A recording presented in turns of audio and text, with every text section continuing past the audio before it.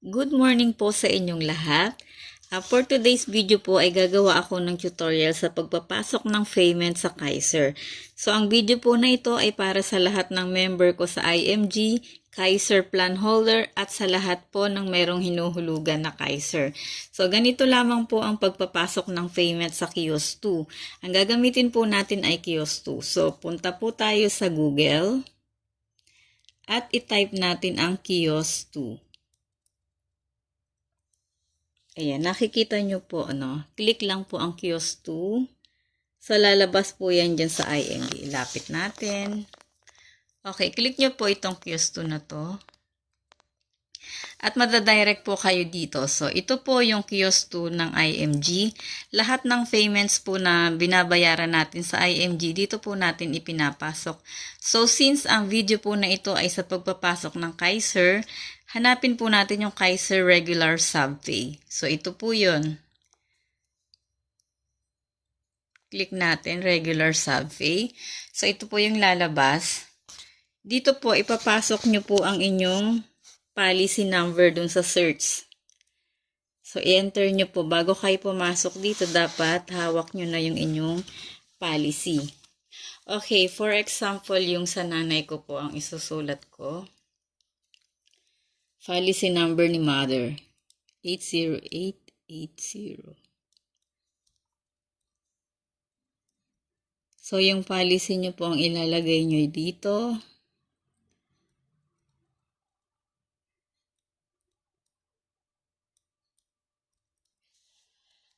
Ayan, make sure po na naka-attach yung pangalan nyo sa dulo. So, ayan, nanay ko po. At saka nyo siya i-paste. Ayan, nandun. So, installment number. Tingnan natin dito sa amount. So, ayan, automatic naman po siya na nalabas. So, yung installment number po, pag tinype nyo yung inyong policy, minsan lumalabas po yung installment number, minsan kayo po ang maglalagay, or minsan i-click nyo lamang po yung may PHP, lalabas yung amount na babayaran nyo, and then automatic lumalabas po yung installment number. So, browse up, next. So, dito po, pipil upan nyo po itong mga ito. So, nakikita nyo yung pangalan nyo dyan. First name. Okay, nanay ko. Dali lang po ha. Gusto ko na maging maliwanag po na makita nyo lahat. So, isinasama ko na rin po sa first name ang middle initial ng inay. And then the last name, Gallardo. And then, yung email address kung saan nyo po gustong pumasok yung confirmation ng payment. So, yan. Sulat natin yung sa akin.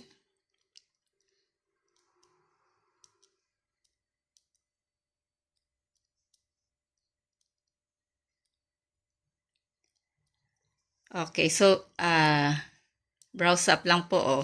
Narito po yung mga ibang, yung mode of payment na pamimilian. Ano po ba ang ginamit nyo sa pagbabayad? Kung Nuracash po, Nuracash ang i-click.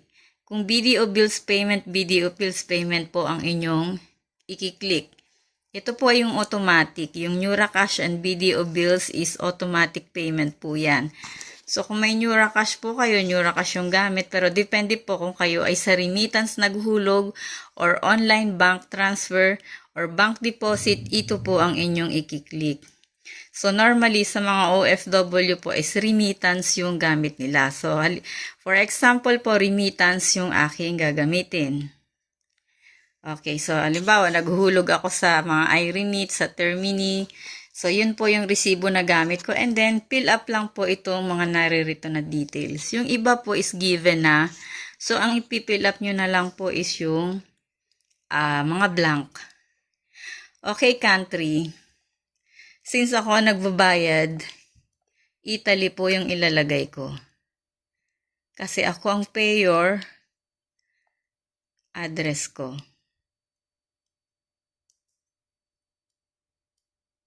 So, Italy.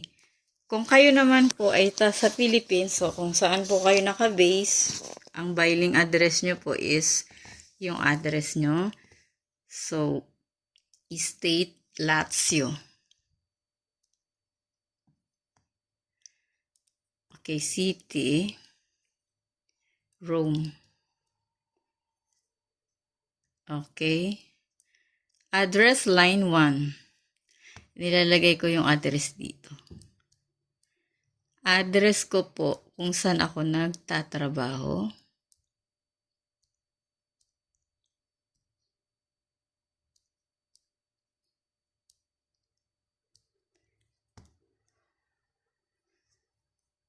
Okay. Address line 2. Ayan naman po yung sa Philippines. Ang address line 2 po ay Philippines. Ayan. Ito po ay example lang, ano? Pero kung kayo po ang mag-fill up, kompletohin nyo po. Okay, zip code. Yung zip code ko dito. Number. Okay, guys.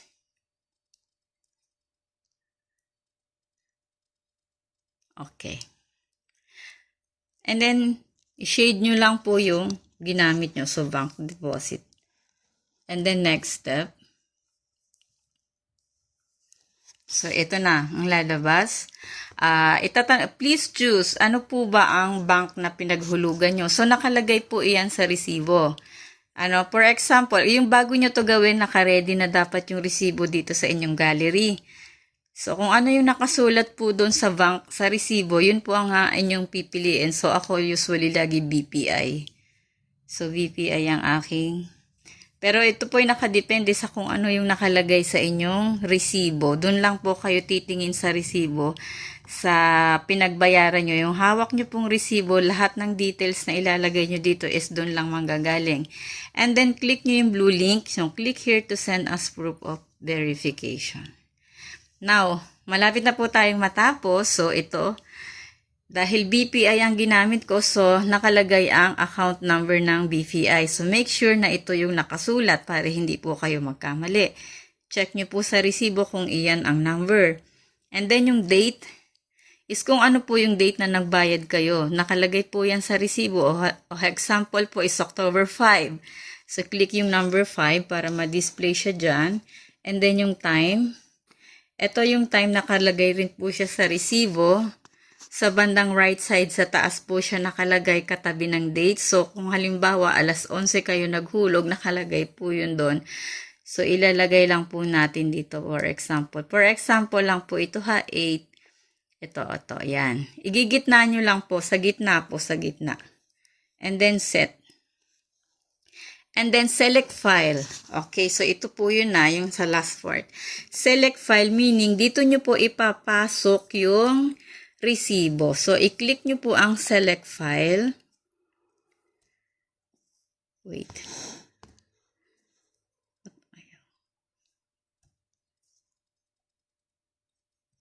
Ayan, so, direct po tayo sa gallery. Ayan, lumabas ito. For example, naririto ang inyong resibo. Okay, eto. I-click nyo lang po siya para pumasok. So, papasok po yung resibo dito sa loob at makikita nyo po kung ito ba yung resibo ng pinagbayaran nyo. Make sure na ito, baka iba yung naklik nyo. Ayan. So, madi-display po siya dyan. Ayan. Ito po yung resibo. And then, click yung submit. Okay? Your payment is under verification. Yan. Kailangan ganito po yung inyong matatanggap at nangangahulugan po na okay po yung ginawa nyo. So, mag-intay lang po kayo ng 3 to 5 working days para sumagot sila at malaman nyo kung ito ay verified or hindi. Kung approve o hindi. At kung sakali naman po na siya ay decline, nakalagay naman po ang reason sa email kung bakit maaari pong tayo ay nagkamali sa pagsulat ng date and time. So, may pagkakataon pa po tayong ayusin yon. Re-upload lamang po ng resibo, same way dito sa Kiosk 2. So, sana po may natutunan po kayo dito sa ating tutorial ng pagpapasok ng payment sa Kaiser sa Kiosk. So, meron pa pong isang paraan ng pagpapasok ng payment natin sa Kaiser, yun naman ay sa ating OPMS or sa Online Policy Management System or sa ating Kaiser login. Sa next video, ituturo ko po yun. Thank you!